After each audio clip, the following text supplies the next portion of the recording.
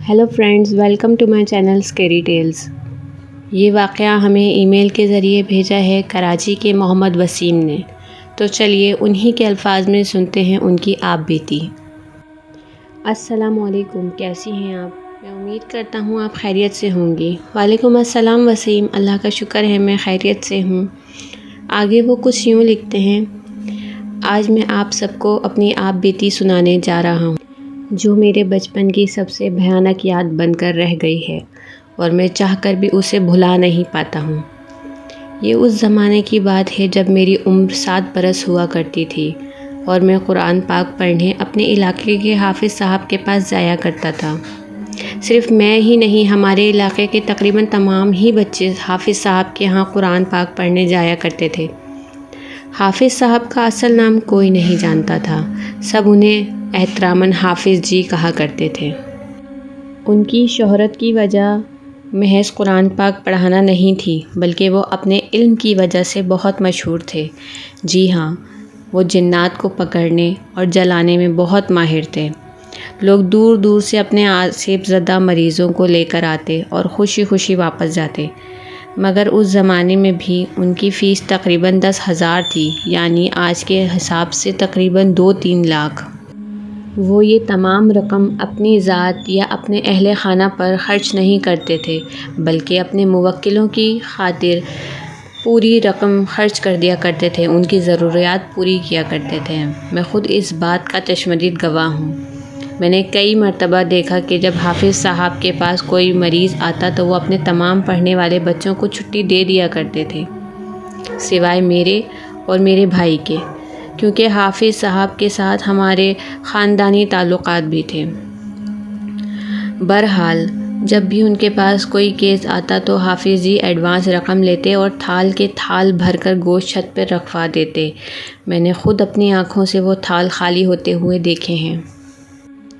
ان کی بیٹھک میں ایک بڑا ہی خوفناک قسم کا جن رہتا تھا، اس کا نام مجھے یاد نہیں، مگر اس کا حلیہ بڑا ہی بھیانک تھا۔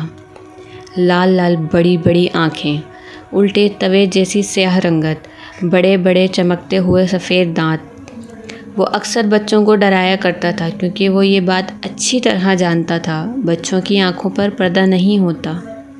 کئی مرتبہ حافظ جی کے سمجھانے کے باوجود بھی وہ باز نہیں آیا۔ لہٰذا حافظ جی نے بچوں کو بیٹھک میں جانے سے سختی سے منع کر دیا۔ ایسے ماحول میں رہ رہ کر میرا خوف قدرے کم ہو گیا تھا، بلکہ سچ کہوں تو مجھے ان معاملات میں دلچسپی ہونے لگی تھی۔ میں نے بارہا حافظ جی سے ان کی شاگردی میں آنے کی خواہش ظاہر کی، مگر میری کم عمری کی وجہ سے وہ ہمیشہ نظر انداز کرتے رہے۔ ایک مرتبہ میں نے حافظ جی کو کسی سے ہم ذات کے متعلق بات کرتے ہوئے سنا۔ وہ کہہ رہے تھے: بات تو تمہاری ٹھیک ہے، ہم ذات کو تسخیر کرنے کے بڑے فوائد ہیں، مگر اسے تسخیر کرنا خطرے سے خالی نہیں۔ وہ تمہارے ہی وجود کا حصہ ہوتا ہے، اور اگر وہ جان کا دشمن بن جائے تو جان بچانا بہت مشکل ہو جاتا ہے۔ دوسری طرف سے آواز آئی: مگر ناممکن تو نہیں نا حافظ صاحب، میں کوشش ضرور کروں گا۔ اتنا کہہ کر وہ شخص وہاں سے چلا گیا، اور میں جو پہلے ہی دیوار کی آڑ میں کھڑا ہوا تھا، مزید پیچھے ہو گیا۔ وہ شخص مجھے اندھیرے کے باعث دکھ نہ سکا۔ اس رات میں سو نہیں پایا، دماغ پہ ہمذات کو تسخیر کرنے کی دھن سوار ہو گئی تھی۔ اگلے روز میں نے حافظ جی سے ہمذات کے متعلق سوال کیا تو وہ بری طرح چونک گئے۔ پھر سخت لہجے میں بولے: وسیم، مجھے تم سے یہ امید نہیں تھی، تم کب سے جاسوسی کرنے لگے ہو؟ بہرحال یہ شیطانی چکر ہے، تمہیں ان معاملات میں پڑھنے کی کوئی ضرورت نہیں۔ میں اور کچھ کہنا چاہتا تھا، مگر ان کے لہجے کی سختی نے مجھے ایسا کرنے سے روک دیا۔ چند روز یوں ہی گزر گئے۔ اب میں اس واقعے کو بھول گیا تھا کہ بازار میں موجود ایک کتاب نے پھر میرا ذہن اس طرف بھٹکا دیا۔ اس کتاب کا عنوان تھا: ہم راز کو تسخیر کیجیے۔ میں نے سوچا اس قسم کی فضول کتابیں کسی کام کی نہیں ہوتیں، مگر پھر یوں ہی وہ کتاب خرید لی اور گھر آ گیا، اور اس متعلق کسی کو نہ بتایا۔ پھر جب رات کو سب سو گئے تو میں وہ کتاب کھول کر پڑھنے لگا۔ اس میں سب سے مختصر عمل تلاش کیا جو تقریباً 1 ہفتے کا تھا اور پہلے سے 7ویں دن تک کبھی بھی کامیابی ہو سکتی تھی۔ اس عمل کو کرنے کے لیے گول دائرہ بنا کر میں اس میں بیٹھ گیا اور مخصوص منتروں کا جاپ کرنا شروع کر دیا اور بس۔ مگر یہ اتنا آسان نہیں تھا۔ ہمزات کو تسخیر کرنے کے لیے لازم تھا جب وہ آ جائے تو اسے ہرگز مخاطب نہ کیا جائے جب تک وہ خود آپ کو مخاطب نہ کرے، ورنہ جان کو خطرہ ہو سکتا ہے۔ مجھے یہ باتیں فضول لگ رہی تھیں۔ بہرحال میں نے دائرہ بنایا اور ان منتروں کا جاپ کرنا شروع کر دیا۔ مختصر سا عمل تھا، آدھے گھنٹے میں پورا ہو گیا۔ پہلی رات کوئی واقعہ پیش نہیں آیا، دوسری رات بھی خیریت سے گزر گئی۔ تیسری رات عمل کر جب میں لیٹا، میرے ذہن میں یہ بات تھی، اگر آج کچھ نہ ہوا تو میں کل سے یہ عمل چھوڑ دوں گا۔ اس رات اچانک میری آنکھ کھل گئی۔